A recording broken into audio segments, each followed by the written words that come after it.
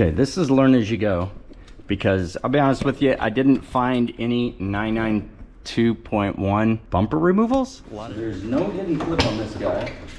There's still plenty of stuff holding on to it. I'm here to tell you there are no good front bumper teardown videos out there in the ether sphere for doing this, so we're kind of doing it first here. Hey guys, what is up? It's Biff, and we are back in the Fearless Mods garage working on our Porsche 992 GTS. And today we are going to go ahead and just do a little bit of fact finding up here under the front bumper. We've got that front camera that is eroded with sand and stuff from the track. I want to know what part number is on that thing so that I make sure I'm getting a good replacement. Same thing for the turn signals. And to do that, we need to remove the front wheels, wheel liners, get the front bumper off. While I'm in there, I'm going to take the opportunity to clean up these radiators and straighten them up just a little bit better, because I started getting in there a little bit and straightening some of the vanes on one of those top rows, but there's a lot of rows and they're hard to get to with the grill plastics of that front bumper in the way. So let's go ahead and get to it.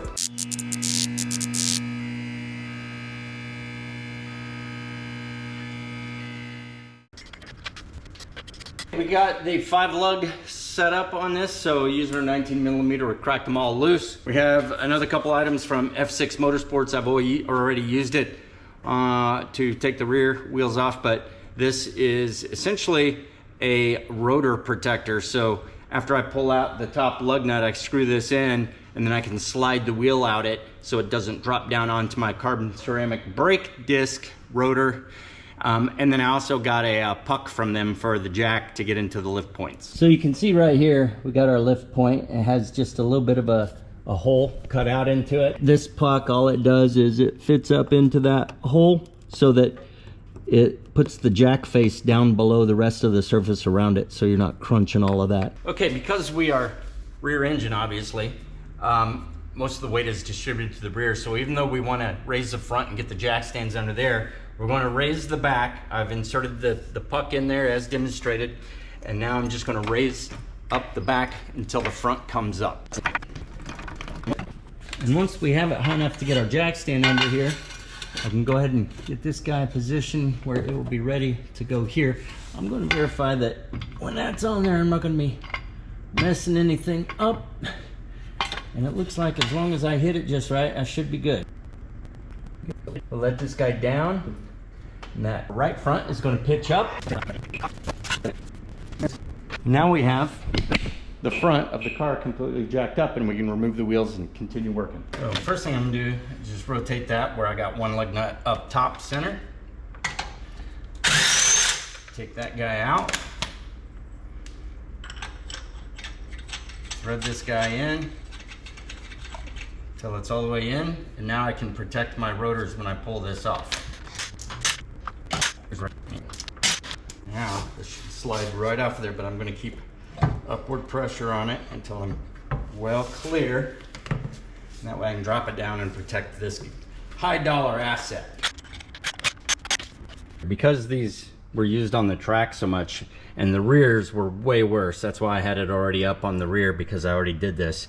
But there's a lot of leftover rubber around here from previous balances that they've done on the car, and so I'm going to clean all these off with my 3M wheel, and then we'll clean out this before we put it back on. But just one of those things that it might affect the weight a little bit for the balance.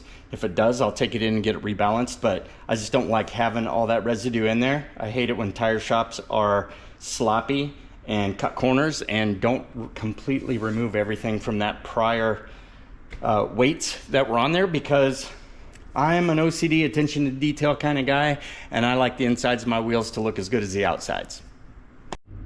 Okay, and for the wheel liner or arch liner, depending on where you're from, I'm just going to use this, what is that, a T20 to remove these.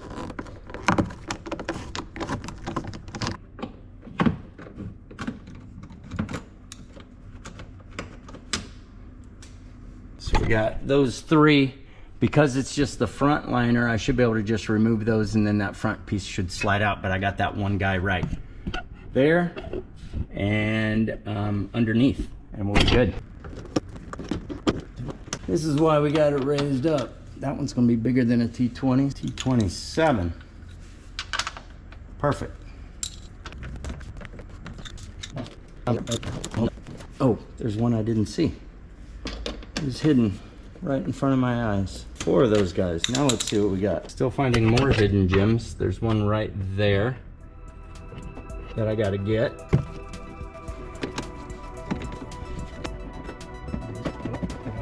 One's coming out. There we go. All right, arch liner is out. The back of our radiator on the left side looks nice and neat.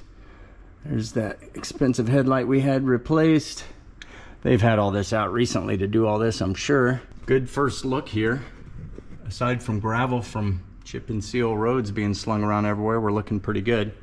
What I don't like is look, I just rubbed that and look how I made the paint come down in a streak under that. These are rubbing off and that is really strange. Probably have been pretty hot in their lifetime. We'll probably put some stickers on that at some point. We're gonna go ahead and go across here, continue undoing the rest of these bolts and get that arch liner out, and then we will see if we can start pulling off the bumper cover. Work our way across here to get these last 3. Famous last words, surely there are no more. Okay, so we've got this one out as well.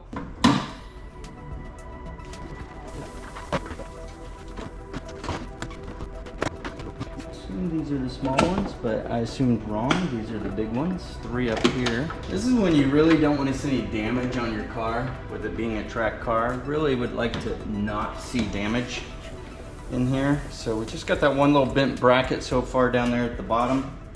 We'll look at that more closely here in a second. Okay, now we're going to be getting this guy behind the marker light. Get this one out and then maybe start to rotate that marker light out of position. Supposedly this guy, oh yeah, shit. It rotates just like that. There you go. We'll be a little more careful on the other side. So all I did was push in that back here at the back end of this so that it lifted that up and then pulled that off. I see a tab right there that should pop up and over and let us get that guy off. This one here does need to come out. If you look at the bumper, it actually goes over to that bolt. So I do need to get this bolt out. This is the one that I didn't need to take out on the other side.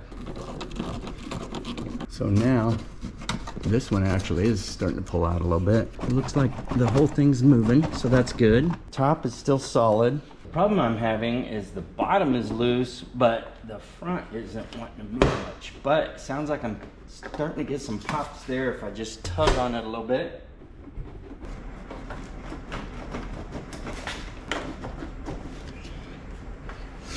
Oh, there's got to be an easier way. Fortunately, everybody's only taking apart GT3 RSs. Nobody's taking apart Carreras and GTSs. Why? Oh, there we go. All right, got it on that side. And what did I do? All I did was I was pulling this out and kind of worked it across. Somehow, like that, and it's let go. This one doesn't want to. There we go. Now she's starting to come. There. Jeez. So there's no hidden clip on this guy. There's still plenty of stuff holding on to it. Okay, there we go. We got some wires there. Where I was wrong was I thought we could just maybe pull off the bumper and then disconnect the connectors behind it after we got it down here. But it looks like those connectors all stay attached. So I'm just gonna get up in here and undo this line, drop all this stuff down, get my pullers and undo these plugs. So we got the bumper on the stand here, and there's a couple things I want to do. I want to check the camera to see if I can get a good part number and stuff off of it. So we'll tackle that in a second, but first I want to look at these turn signals. So I'm going to take some stuff off here so I can get access to them. One thing I'll tell you, this bumper is heavy. I don't know how much it weighs, but I'd say it's at least a good 30 pounds. There we go. Now we're getting some more movement. Move these tabs off. Like so, and it is not. There we go. And let's see if we get it. There we go. Now this guy can come out. Now that we got this guy out, this would be the left one, the driver's side one in a US car. I'm going to get some part numbers off of it. Got a good idea for what it looks like. That way, when I'm looking on eBay, I'll know if the ones I'm looking at appear to be the right ones. So now we can tuck this guy back in here. Got all of our photographic evidence. Yeah.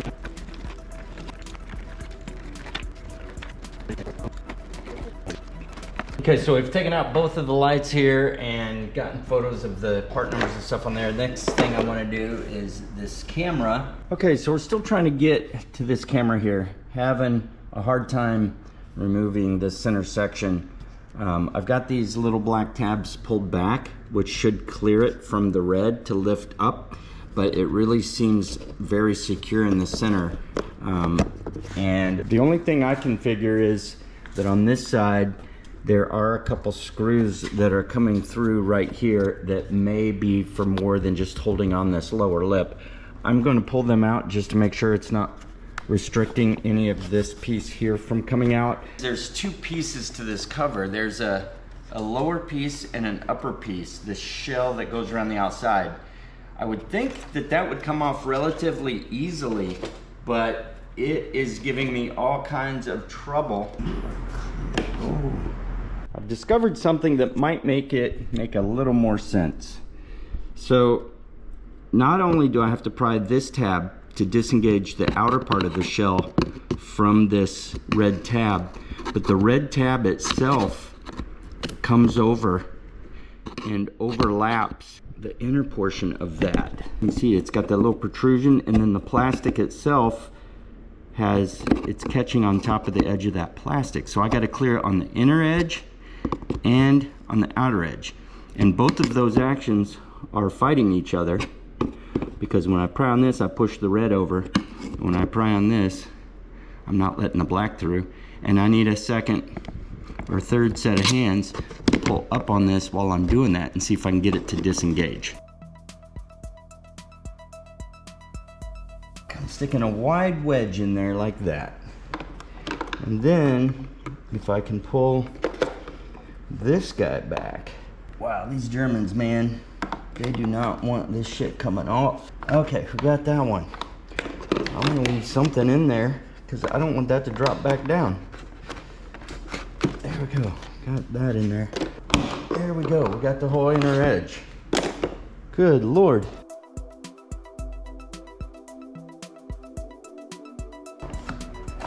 Oh my God, success.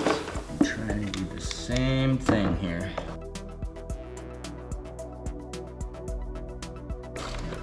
Mas, there we are. So, finally, we have that whole bugger out. Okay, let me get you caught up here, because this thing has been fighting me, but I fought the camera and I won. First thing I did, right here it is, by the way, and I've already got it completely disassembled. I'll show you in a second. First thing I did though was remove the clip from it. To do that, I just pushed in on this tab here, which rocked the bottom of it off of the catch, and it pulled straight out of a tiny coax type looking connection. And the next thing I did with that thing entirely in my lap was I kept trying to get the whole assembly to slide forward, but I got to realizing that these guys right here looked like some kind of clips. Even though they were very secured, I couldn't help but think that maybe they were clips. So what I ended up doing, you can see, let me just pull it apart here. You can see right here that there's lines on them. So I pushed them in to get them to clear both sides, pushing them in to get them to clear these slots on the outside of this. So you're pushing against this piece of plastic here in that groove of the tab here. And that allows you to then start to lift this up. Once you can get this to lift up off of those, you can start to work it backwards, and it slides straight off of this tab right here. And this is nothing. I kept prying at that, wondering if it was going to release something. That's just to secure this in the bumper fascia molding. So once you do that and you have this out, because these sides, these really wide wings, these are what are stopping you from sliding this forward as an assembly. So you just had to separate the two, pull this one aft, and then this slid forward right out. So that allows us now to get to our camera, and you can see how bad our camera is. I mean, it's really, really bad from the sandblasting. Let me see if it just pulls straight out. Looks like it does. Orientation, let's make sure we got that. All right, tab goes up. So we're good. Got that, got our orientation, and it's gonna be fun trying to find some part numbers here. So let's see. There is a QR code as well, but there we go. We got some good part numbers right here. What that means is now we get to put all of this back together. We have our part numbers on our turn signals. We've got our part numbers on the camera. Those are everything that have been sandblasted by this car's time on the track. And unfortunately, to ensure we get the right ones, I wanted to know part numbers before I started ordering stuff. And that means take it apart twice, because now that we know that, I'm not gonna let this stay like this until we get them in. I'm going to put it back together and drive it. Yeah, so let's put it all back together.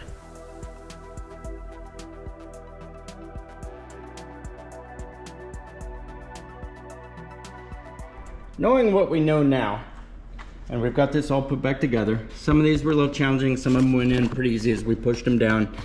Some of that plastic has a lot of memory and retains its outward prise, but it's on there solid again.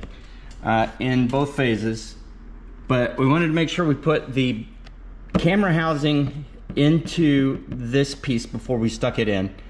Then we snapped it all down. Outer edge is easy. In here a little bit more difficult, where it's bowing down and you're trying to get it pushed up in there and get those to latch. But then at that point, with the housing in there, we take the upper camera assembly and put it in reverse of how we took it out, and getting these tabs to come back up in here and seat so that we have everything retained again. Making sure the camera's going down nicely into the hole. And then we're able to put on this outer piece and then plug everything in. So what this means is when we do it next time, we know how to get it done with just taking off this outer piece. I don't think it's possible we would be able to get it. We might try just taking off this inner piece without doing all that, but I don't think that'll work because it comes clear up in here like this, and we need to be able to rock it up and back and snake it out of there. We'll give it a try when we get the new camera in, but most likely we're going to have to pull off this outer piece. But the bumper is back together, and we can go ahead and start reassembling that after we do one other thing that I want to take care of. And to help you understand what I have to take care of next, let me start by just taking you around and showing you these piles of rubber that have both fallen out and that I've picked out of this car. There's rubber everywhere. I got pieces of rubber in here.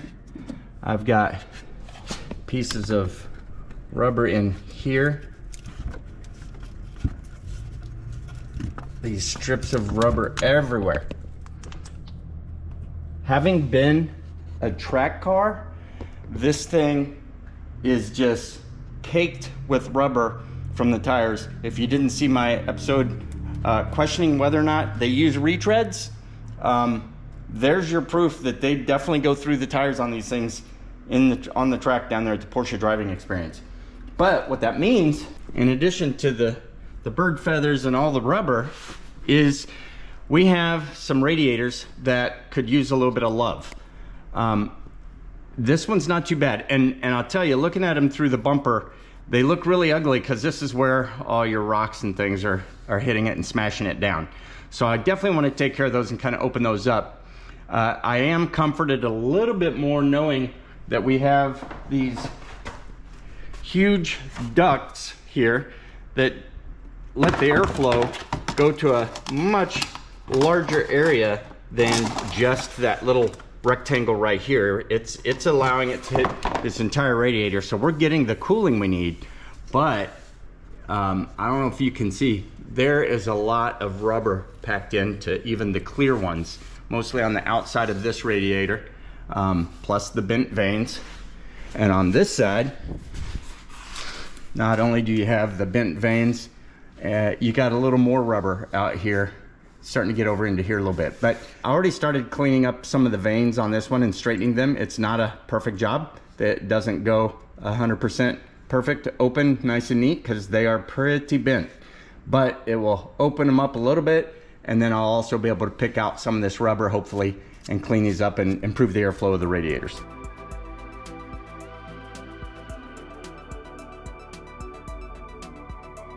That is hours of work to get it to this point, and it may not look like much, and you can still see where the intake was primarily impinging upon it, but at least now it has airflow through this section and all the garbage that's in there is out. I'm going to get an air hose now and blow from behind to just try to get any of the last bits out, and then this side will be done. And there's still that side to go. Wow. Ever wonder why we do the things we do to our cars sometimes as car people, car guys? Yeah. I'm kind of wondering that now. My neck, back, other things, but knuckles are sore from rubbing against this. But I've been wanting to get it done, and it certainly is easier to sit here in front of it and do it like this with the bumper off. It's a must. I was trying to do it through the bumper just to get this suction before, and it just was horrible. The thing's on jack stands. It's up where I can sit and work with it, but it still takes a lot of time and takes its toll. One down, one to go. Okay, it's 117 hours later, and we've got this side done as well. So now both sides of the radiators are clear. I'm gonna turn on the air compressor, get that thing aired up so we can blow off all the extra pieces of gravel and try to blow out from the back through here to get anything out of here that remains. And we're gonna start snapping this thing back together.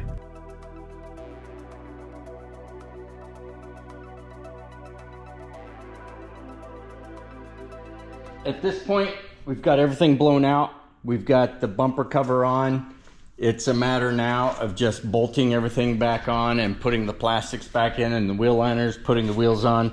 I've cleaned them up and removed the rubber from the backside from all the other weights that were on there previously. So these are good to go. And we are down to the final phases of wrapping this job up. I know it wasn't much of a job, but I'll check in with you a little more on that after I'm done.